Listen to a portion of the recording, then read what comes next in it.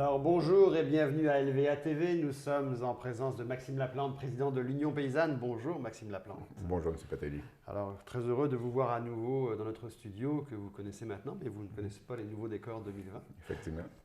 Alors bienvenue. On a quelques thèmes qu'on aimerait échanger avec vous. Dans un premier temps, évidemment, l'annonce du ministre. J'étais présent au congrès de l'Union Paysanne récemment et le ministre Lamontagne est venu faire deux annonces, notamment l'annonce pour l'utilisation du lait cru, pas de vache, mais du lait cru, et l'abattage de proximité, l'abattage à la ferme, des deux projets pilotes qui vont être mis en place. Quelle est votre réaction comme président de l'Union Paysanne à cette annonce? Bon, de un, que le ministre vienne nous voir et nous fasse une annonce qui a un intérêt pour développer quelque chose dans le sens de ce qu'on demande, c'est déjà un aspect positif. Évidemment, le diable est dans les détails. Donc, on demeure très attentif. On n'a pas de grande indication actuellement. Ce qu'on comprend, c'est que le ministère de l'Agriculture veut essayer de comprendre c'est quoi le protocole nécessaire pour respecter des normes sanitaires, etc., pour permettre l'abattage de volailles à la ferme, mais que le reste est extrêmement flou. Bon. C'est sûr que les délais sont difficiles à rendre compatibles avec des besoins de paysannerie ou de petits élevages. Exemple, il faudrait que les gens s'inscrivent à peu près en mars, alors que normalement, la production de poulet artisanal ou à petite échelle n'est pas étalé sur toute l'année, mais surtout concentré en été. Moi, le premier pour avoir produit du poulet pendant des années, mais les poussins, ça se commande en avril ou en mai, puis l'abattage, il va se faire à la fin août ou en septembre. Bon. Fait que s'il faut procéder à de l'abattage en juin, c'est peut-être pas la partie facile. En tout cas, on est attentif à ça, mais c'est sûr que... Il y a une intention. Il y a une intention. On va s'assurer que ça se fasse de façon réaliste aussi. Il ne faut pas qu'on en arrive à un protocole qui va exiger une infrastructure d'un demi-million de dollars. Il faut que ce soit... Oui, j'ai lu d'ailleurs ce matin, même Dominique Lamontagne, qui était très emballé à l'annonce, dans un article de La Terre de chez nous de ce matin, semblait quand même dire que c'était très bien l'intention, mais que ça pouvait prendre des années avant d'arriver réellement à un projet concret. Oui. Vous êtes conscient de ça aussi à l'Union Paysanne? Absolument. C'est pour ça qu'il y a une dizaine d'années ou environ, on avait déjà réalisé, sur mandat du ministre de l'Agriculture de l'époque, M. Vallière, un projet d'étude sur les circuits courts de mise en marché et que j'ai piloté à l'époque. Donc, on est parti à 5 personnes, 2 délégués, 2 hauts fonctionnaires du ministère de l'Agriculture et 3 de l'Union paysanne. On est allé en Suisse et en France pour documenter la question des circuits courts, dont la question de l'abattage à la ferme. Et on a clairement fait la démonstration à l'époque, et avec témoins. Là, on parle d'un des directeurs régionaux de la région de Saint-Hyacinthe, médecin vétérinaire responsable du dossier auprès du MAPAC. Écoutez, regardez, on est en Suisse, là. On est en France, on est à Paris, et l'abattage à la ferme, c'est omniprésent. D'ailleurs, le ministre Lamontagne, dans son discours, l'a dit. Il a fini son discours comme ça, en disant si ça se fait ailleurs et que nous, on est capable de démontrer qu'on peut le faire dans certaines normes ici, si ça se fait ailleurs, on va le faire. Donc, bon, c'est pour ça. On salue l'intention et on va être vigilant pour voir comment est la suite. Il y a des gens qui ont été beaucoup plus critiques envers les annonces. Oui. J'imagine que vous êtes comme tout le monde, vous avez lu les réseaux sociaux, notamment certainement la page Facebook de Roméo Bouchard, qui est le cofondateur de l'Union Paysanne avec vous il y a 20 ans maintenant. 19 ans, oui. 19 ans. On ne lira pas toute la diatribe de Roméo Bouchard, mais moi j'ai relevé une chose. Pour ma part, je trouve que c'est un peu naïf et qu'il est un peu tôt pour parler de révolution, en citation Marc Seguin, de pas de géant, en citation Stéphane Gendron, et même de grands espoirs, en citation Yannick Patelli. Donc, on voit tout de suite que du côté de Roméo Bouchard, il n'y croit plus. C'est comme, il y a des intentions, mais amenez-nous du concret.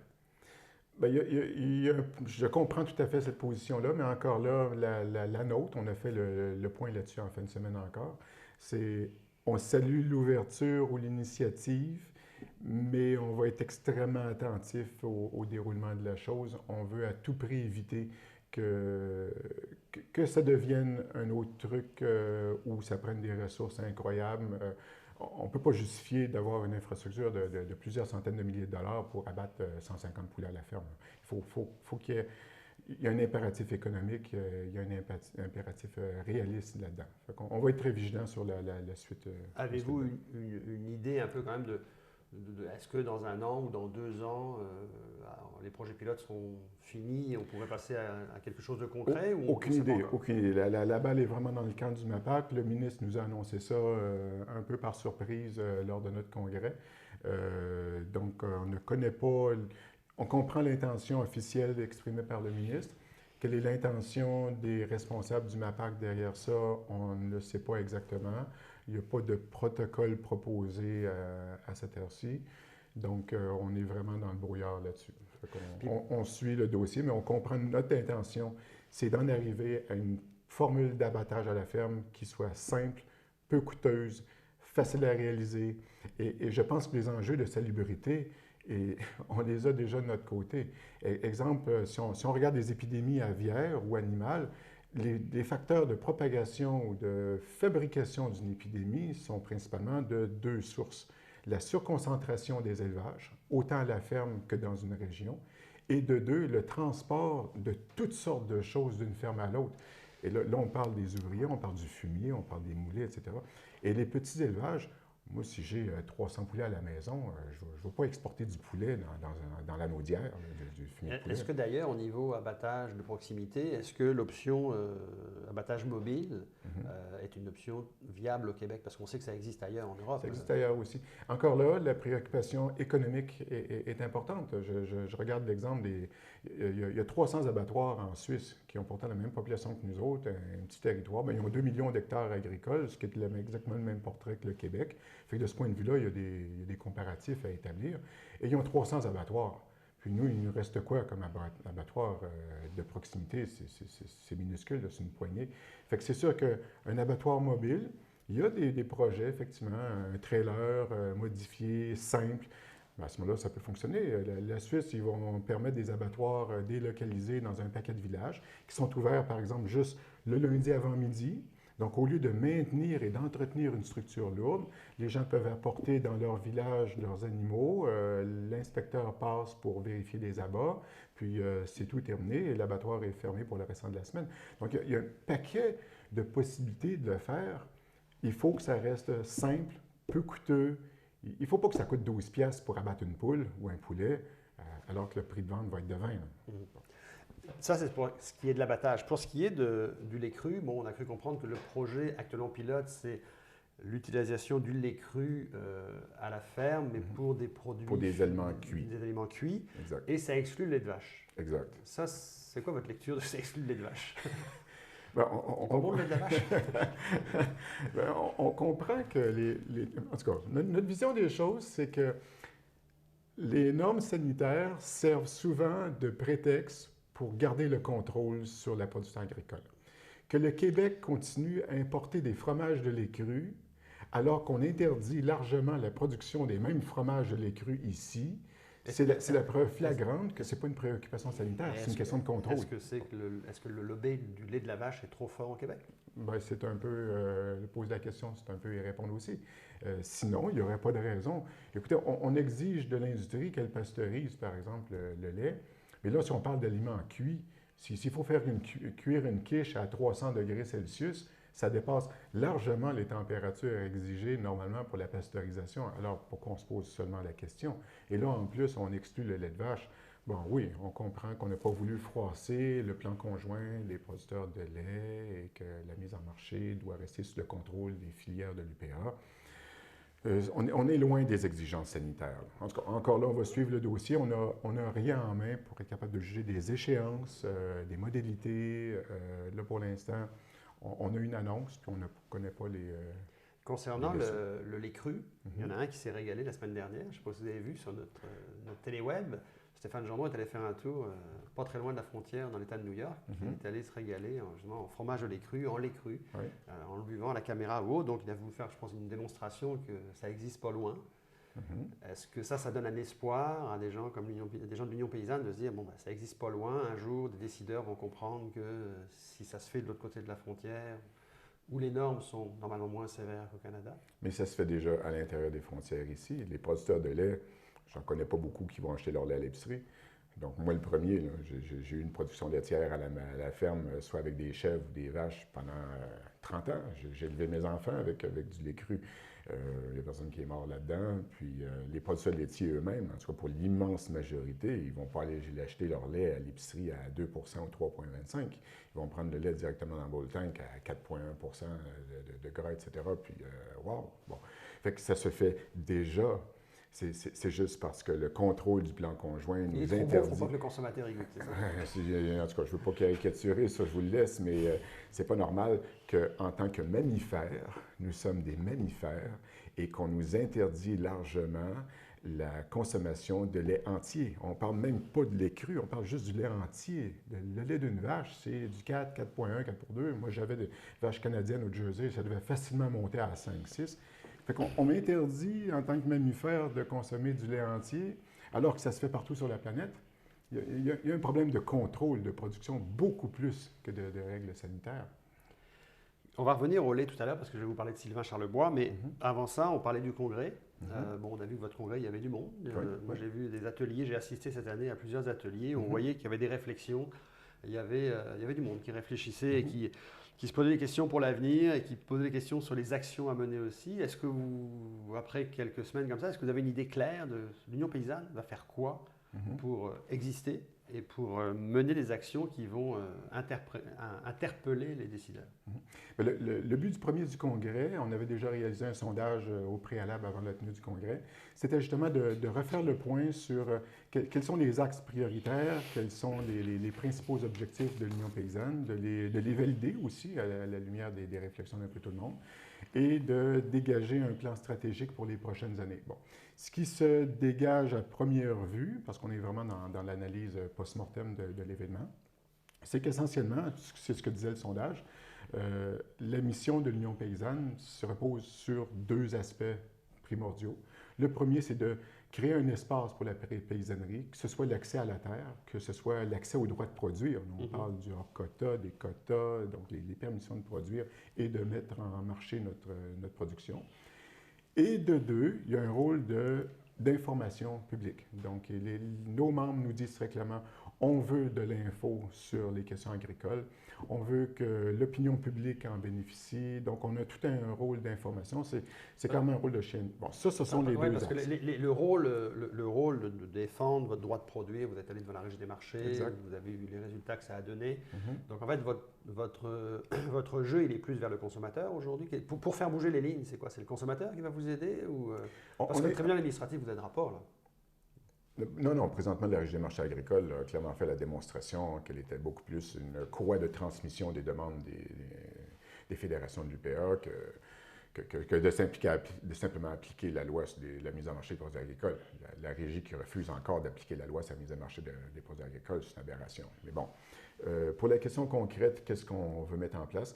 Notre plan d'action, on est en train d'y travailler présentement. Là, on a fait le congrès, on les a entendus, on a eu les ateliers, on est en train de faire l'analyse. La première étape, c'est justement le plan stratégique sur 5 ans, avec ce qui se dessine présentement, à la lumière de la fin de semaine qu'on vient d'avoir, c'est justement les deux axes. Donc, nos gens nous disent il faut diffuser de l'information sur les données agricoles. Que ce soit c'est quoi notre modèle paysan? Moi, je commençais à faire une recherche, entre autres, documentée. L'industrie porcine. On nous affirme que l'industrie porcine doit absolument se faire avec des élevages de 2, 3 ou 4 000 porcs parce que sinon, ce n'est pas rentable. Il faut être spécialisé. Et là, je suis en train de faire la démonstration que l'Allemagne arrive à faire ça avec des élevages de 50 ou 100 cochons par ferme. Puis pourtant, il alimente une population de 80 millions d'habitants. On a beaucoup de documentation à bâtir là-dessus, à la diffuser. Fait que présentement, notre priorité va tourner beaucoup autour de ça. Bon, beaucoup sur la communication. En fait. Beaucoup sur la communication. Donc là, on parle de médias sociaux, il faut se remettre à jour. Les écrits, c'est une partie du public qu'on rejoint, mais beaucoup de gens veulent avoir des capsules vidéo. Donc, on a des outils modernes de communication à peaufiner, à mettre en place, à développer actuellement. Fait que c'est notre plan de match pour redonner... c'est ça, c'est une mise à jour de notre stratégie qu'on est en train d'établir. Il y a une période où l'Union paysanne est allée aussi chercher un appui assez conséquent auprès je vais dire, du plateau à Montréal ou des artistes à Montréal. Il y a une période en fait où l'Union paysanne a beaucoup joué aussi sur la carte citoyen. Est-ce que c'est encore dans les cordes ou c'est plutôt orienté, orienté sur les producteurs? Oui, non, mais ça pas. L'Union paysanne, pardon, repose sur deux groupes de membres. Et je dirais que c'est pas mal à part égale. Ça peut fluctuer un petit peu dans les pourcentages, mais essentiellement une part de gens qui sont en production et une part de gens qui ne sont pas en production. De la terre à la table, c'est l'Union paysanne et la pleine réalisation de ce concept. Et ça continue. On ne fera pas d'agriculture sans se soucier du consommateur ou du mangeur, là, dépendant de la nouvelle terminologie à la mode, mais qui veut avoir un produit de proximité. C'est clairement ça que la société nous demande. Il n'y a personne dans la population qui dit « Ah, moi, je veux absolument, je suis prêt à payer des impôts pour qu'on exporte au Japon des animaux ou de la viande qui était nourrie avec du maïs transgénique. » Il n'y a personne qui demande ça. C'est loufoque. Bon, ce que les gens nous disent, on veut de la proximité, éventuellement du bio, peut-être, mais ce n'est pas exclusif. On veut avoir accès, on veut savoir ce qu'il y a dans nos aliments, on veut savoir est-ce qu'il y a des OGM, est-ce que c'était irradié. Donc, les gens veulent avoir de l'information là-dessus. Alors, justement, vous venez de citer deux mots, exportation et bio. Ça tombe bien, c'est deux thèmes. Dans la même phrase, en plus. Dans la même phrase. Et c'est les deux thèmes qu'on va devoir aborder. Pour ce qui est de l'exportation, ça nous ramène en fait à une entrevue que j'ai faite la semaine dernière avec Sylvain Charlebois, professeur à Dalhousie, ex-professeur à Guelph, qui nous disait en fait sortir un rapport au mois de mars avec 4 grandes orientations qui vont être conjointes entre les deux universités sur la gestion de l'offre 2.0. Le rapport n'est pas encore sorti, mais ce qu'on a compris de l'entrevue, c'est que c'était un retour de la gestion de l'offre 2.0 que vous connaissez, puisque l'Union paysanne a déjà sorti un dossier. Le concept de gestion de l'offre 2.0, il vient de nous. Que M. Charlebois, d'ailleurs, avait co-signé avec M. Pronovo, M. Léger, etc. Mais quand on a posé la question à M. Charlebois à savoir c'était quoi la gestion de l'offre 2.0 2020, parce qu'on est rendu là, on a cru comprendre que c'était plutôt associé au rapport Barton. Et le rapport Barton, ce que j'en ai comme souvenir, c'est un rapport très axé sur l'exportation.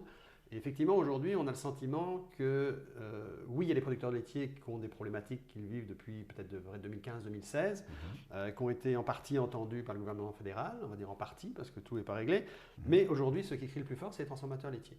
Alors, pour plein de raisons. Alors, les transformateurs laitiers, parce qu'ils ont peut-être trop acheté aux États-Unis pour certains, les transformateurs laitiers de moyenne gamme pour d'autres raisons. Mais tout le monde nous dit aujourd'hui, les transformateurs laitiers, c'est eux qui ont le problème.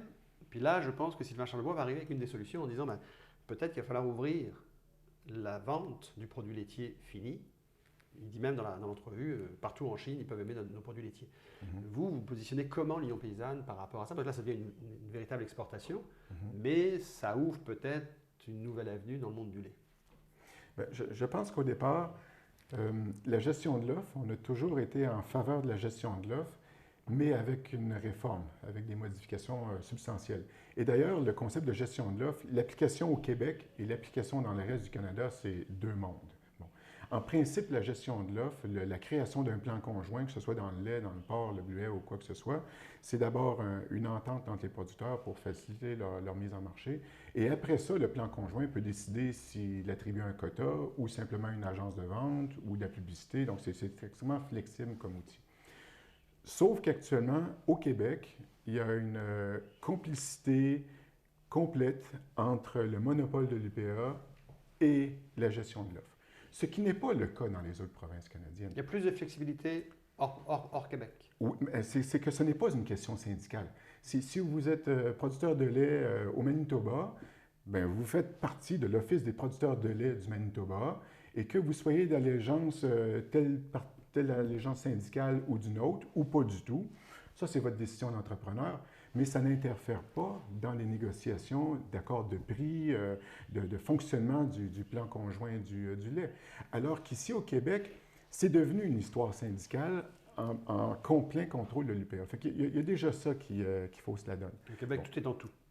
Oui, et ça, c'est un des problèmes majeurs. La gestion de l'offre actuellement, si elle n'est pas modifiée, elle va disparaître. Elle est déjà minée, elle est déjà contournée en partie. On a vu disparaître l'Agence du blé d'exportation dans l'Ouest canadien, qui est un équivalent de la gestion de l'offre. Et présentement, les accords internationaux, que ce soit avec les États-Unis, que ce soit avec l'Europe, qui viennent permettre de faire entrer ces mêmes produits. Et c'est ça qu'il va y avoir effritement de la gestion de l'offre. alors qu'elle pourrait servir d'un outil incroyable de revitalisation des régions. Je vais donner des exemples très, très concrets. La consommation des œufs augmente. Donc, ils attribuent du nouveau quota. Et au lieu de donner ça à de la relève, ils font simplement une distribution du nouveau quota à ceux qui possèdent déjà le quota. Mais pourquoi est-ce qu'on n'aurait pas pris ce quota-là pour dire, en priorité, ça va être de la relève, des élevages, mettons, de 500 poules ou 1000 poules, etc., en Gaspésie ou Témiscamingue, dans les régions périphériques, au lieu de simplement contribuer encore un peu plus à la spécialisation et la concentration des fermes. Donc, au Québec, on se sert de la gestion de l'offre pour presque concentrer la ferme, alors qu'elle pourrait servir à autre chose. La Belgique avait 2 systèmes de quotas, un quota commercial pour le lait, un quota de mise en marché direct. Le souci du quota... Est-ce que l'ouverture de la gestion de l'offre 2.0, bon là je comprends que dans l'angle, je pense que soulevé par Sylvain Charlebois, on est plus sur l'exportation des produits laitiers. Est-ce que ça peut être l'occasion d'avoir une sorte d'ouverture de la gestion de l'offre pour dire oui, on ouvre sur les produits laitiers qui s'en vont à l'extérieur parce que les transformateurs en ont besoin, mais par contre on ouvre aussi pour permettre d'avoir du lait de proximité? Et voilà, c'est ça. Donc on pourrait adapter ce système-là. Et de façon à le protéger de la destruction pure et simple, parce que si on perd la gestion de l'offre, oui, ça va être l'hécatombe pour un paquet de fermes laitières et autres, mais alors attendons pas que tout ça parte avec l'eau du bain, modifions-la.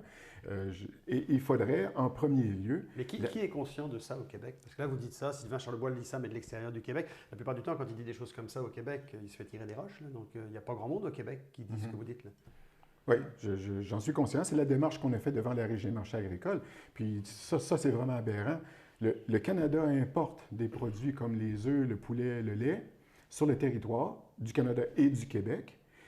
Et par le biais de la Régie des marchés agricoles, on nous interdit de produire les mêmes denrées ici, localement, pour notre population. Il y a un problème. Et pourtant, c'est en contradiction flagrante avec la loi. La loi est très, très claire sur la mise en marché des produits agricoles. L'article 63, pour ceux qui veulent faire un minimum de lecture de 2 phrases, la première phrase dit « Un plan conjoint, donc système de quotas, etc., ne s'applique pas aux ventes directes faites aux consommateurs. » Ça, c'est la loi. Et la Régie refuse d'appliquer la loi, m'interdit de produire du poulet pour mes voisins, pour mes amis, mais permet l'importation du même produit sur mon marché. Concurrence déloyale, peut-être? Comment ça se fait que la Régie ne fait pas sa job? Et le ministre est responsable de l'application de la loi. Fait que j'ai rencontré le ministre. Un instant, la loi est claire, la Régie refuse. Le ministre, il dit quoi? Le ministre, c'est la Régie qui va décider avec ça. On a fait appel auprès du protecteur du citoyen. Et dans les statuts de la Régie, leur article 2 dit à peu près qu'elle peut modifier l'interprétation de ces règlements comme elle l'entend. Donc, le protecteur nous dit on n'a pas de prise dessus. Le vérificateur général qu'on a contacté aussi nous a dit « Écoutez, plaignez-vous auprès de la Régie. » Wow! Merci beaucoup pour l'appui. Bon, fait que là, finalement, on a un système qui est hors de contrôle, qui n'applique pas la loi, qui fait en sorte que la gestion de l'offre est un outil actuellement désuet, va devoir être modifié, sinon il va se faire effriter. Il y a des intérêts par les transformateurs, par les producteurs. La relève n'est pas contente de savoir qu'il faut payer 300$ pour avoir le droit d'élever une poule pondeuse. C'est démentiel. 1300$ à peu près pour avoir 1 mètre carré d'élevage de poulet, mais ça n'a absolument aucun sens. On tue la relève, on ne fait pas l'affaire des transformateurs. Le système, il est temps qu'on le réforme si on veut avoir une chance de le conserver. Et pour terminer, Maxime Laplante, on aimerait parler un petit peu de gestion des sols. Parce qu'en fait, on a reçu la semaine dernière Jocelyn Michon, qui est un expert dans le semi-direct, qui a d'ailleurs été aussi présent à la Commission sur les pesticides, qui a fait son rapport, etc. Il a dit plusieurs choses, mais il y a une chose que j'ai retenue, entre autres, quand il parle du bio, il nous dit 10% des sols bio sont maganés. Dans le sens que pour lui, là, on s'entend qu'il est venu nous défendre ici le glyphosate, vous avez compris, il est venu défendre le glyphosate en disant que c'était le moins pire des produits dans ce type de produit. Mais il est venu nous dire aussi que finalement le bio n'a pas de leçon à donner parce que le bio ne serait pas capable d'avoir des sols en santé. L'Union paysanne répond quoi à ça? Je pense que le débat est largement faussé. Les derniers rapports, entre autres, sur les néoniques, les principaux pesticides utilisés, entre autres, pour les semences dans les champs, les rapports nous disent très clairement qu'ils sont tout à fait inutiles dans quelque chose comme 96% des cas. Bon. Et l'industrie a quand même moussé ses ventes, puis il y a eu ingérence avec le sérum pour maquiller un petit peu ces enquêtes-là. Et donc, ça c'est un premier morceau. Le deuxième, c'est que le bio actuel, puis je suis moi-même producteur de bio en cours de certification présentement, Et idéalement, c'est sûr qu'il y a des champs, je me dis, ça serait peut-être pas la formule idéale de labourer ce champ-là ou même semi-direct pour faire des céréales. Peut-être que ce champ-là serait beaucoup plus approprié à faire ce que j'ai fait pendant 30 ans dessus, de faire du pâturage. Bon. Sauf qu'actuellement, on m'interdit d'avoir des vaches laitières parce que je n'ai pas hérité d'un quota. On m'interdit d'élever du lapin dessus parce qu'il y a un quota sur le lapin en plus. Fait que j'ai perdu mon droit de produire du lapin, pourtant j'ai été éleveur de lapin pendant 30 quelques années. On m'interdit de produire du poulet. Donc, on m'interdit de faire de l'agrotourisme sur ma ferme parce que c'est considéré comme une nuisance aux activités agricoles. On m'a interdit de faire table champêtre à la ferme parce que c'est considéré comme une nuisance aux activités agricoles. Fait qu'il me reste quoi à faire? Fait qu'on m'interdit d'avoir mes animaux, de fournir mon fumier pour fertiliser mes sols. On en revient au même problème. On revient au même problème. Pas de souplesse dans la gestion de l'œuf, pas de souplesse dans l'abattoir à la ferme, pas de souplesse... C'est ça. Fait que celui qui tourne en bio, moi le premier, là, je fais quoi avec mes hectares de terre? Là? Bon, je ne peux pas avoir de vaches laitières là-dessus, je ne peux pas avoir de poulet, donc je ne peux pas... Bref, fait que, ouais, là, je me retrouve dans une situation où, ces champs-là, ben, je vais les convertir à la céréale. C'est peut-être pas l'idéal. Je vais essayer de prendre toutes les mesures que je peux en termes de haies brise-vent pour protéger. C'est des petites parcelles aussi, là. Là, on ne parle pas d'entité de 2000 hectares ou quoi que ce soit. Bon, fait qu'à mon échelle, oui, j'ai des mesures particulières à mettre en place pour éviter ça. Fait que je trouve que le débat amorcé par l'agriculteur en question est un peu réducteur. Si on veut vraiment faire une implantation du biologique ou à tout le moins une agriculture de proximité, là, puis je ne suis pas un fervent défenseur du bio. L'Union paysanne, ce n'est pas un canal unique pour le bio qu'on veut avoir, mais pas du tout. Tout ça vaut quelque chose. L'agriculture de proximité, d'empêcher que les produits viennent de l'étranger, même s'ils sont bio, c'est aussi pertinent dans la discussion que d'avoir un produit du voisin, même s'il met des pesticides dessus. Donc, la proximité, les transports ont un rôle à jouer. Et je pense que la discussion du bio doit être élargie à ça. En tout cas, le discours présenté comme ça m'apparaît un peu simpliste. Alors, pour terminer, avez-vous de larges espoirs de voir des choses bouger? Parce que ça fait quelques années qu'on se connaît maintenant. Puis j'ai connu d'autres présidents de l'Union paysanne avant vous. Puis j'ai connu M. Pronovo, le rapport Pronovo. On ne monte pas 10 marches à la fois, en tout cas. Non, tout à fait. Ben, je dirais, personnellement, j'y crois encore. Sinon, j'aurais arrêté de travailler pour un changement de modèle. Les gens, parfois, croient qu'on nous reproche des fois de faire du UPA bashing, comme ils disent. On ne veut pas abolir l'UPA. On veut avoir un espace. On ne comprend pas que le Québec ne puisse pas envisager qu'il puisse y avoir d'autres choses que la vision unique du modèle agricole, principalement axé sur l'exportation, la grande entreprise, la spécialisation, alors qu'il y a plein de diversité possible. Oui, mais l'UPA, aujourd'hui, donnons-leur ça, ils arrivent avec un discours aussi où ils commencent à avoir un discours sur la proximité est importante. Oui, mais là, j'ai très bien écouté d'ailleurs l'allocution de M. Groslot lors de la commission sur les pesticides, entre autres, lorsqu'il avait été question de ça. Et grosso modo, puis là, je ne veux surtout pas caricaturer, je vais lui laisser quand même ses propos, mais essentiellement, ce que j'en retiens, c'est qu'il nous dit, écoutez, nous sommes déjà responsables, nous sommes agriculteurs, soucieux de l'environnement, parce qu'on ne veut pas laisser une terre empoisonnée à nos enfants, puis un discours que je comprends. Faites-nous confiance, donnez-nous un soutien financier, puis nous autres, on va bien gérer la chose. Bon. L'Union paysanne a une vision avec les mêmes objectifs de protection de l'environnement et des ressources, mais notre vision est différente. On ne dit pas « faites-nous confiance ».